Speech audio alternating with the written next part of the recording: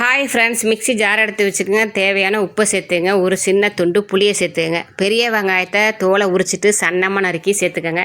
தக்காளியில் நடுவில் உள்ள அந்த விதைப்பகுதியை எடுத்துட்டு தக்காளியை சேர்த்து தண்ணி ஊற்றாமல் மைய அரைச்சி எடுத்துகிட்டு வந்துடுங்க.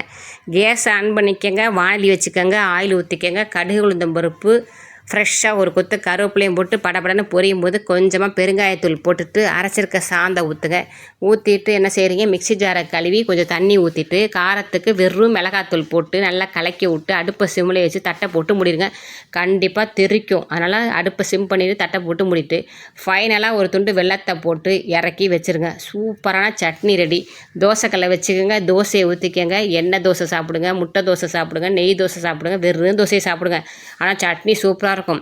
முட்டையை மட்டும் உடச்சி அந்த தோசையில் ஊற்றி அது மேலே கொஞ்சம் மிளகுத்தூளை போட்டு தோசையை அப்படியே திருப்பி விட்டு தட்டில் எடுத்து வச்சு சட்னியை வச்சு சாப்பிட்டா வேறு லெவல்.